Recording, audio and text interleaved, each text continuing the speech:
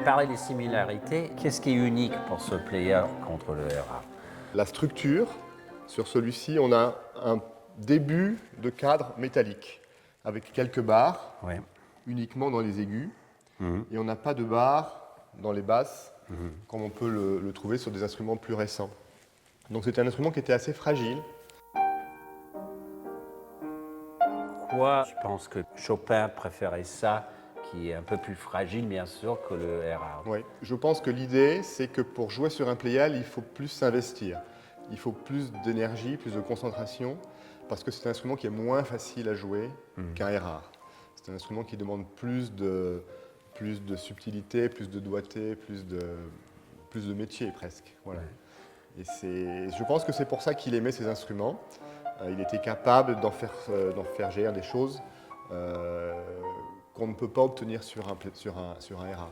L'autre chose que Chopin a dit sur les playels, c'est qu'il trouvait que il sentait que sa main était plus proche du son, ou plus proche les marteaux. Je pense que ça vient du fait que la mécanique est plus simple, elle est plus directe.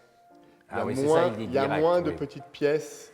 Le fait qu'il n'y ait pas le double échappement fait que le son, le toucher est plus direct et on a plus on sent mieux le marteau, je pense, que sur un piano Erard.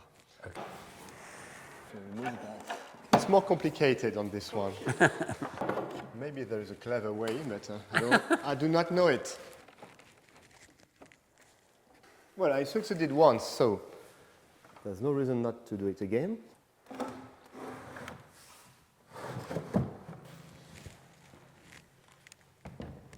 La mécanique Pleyel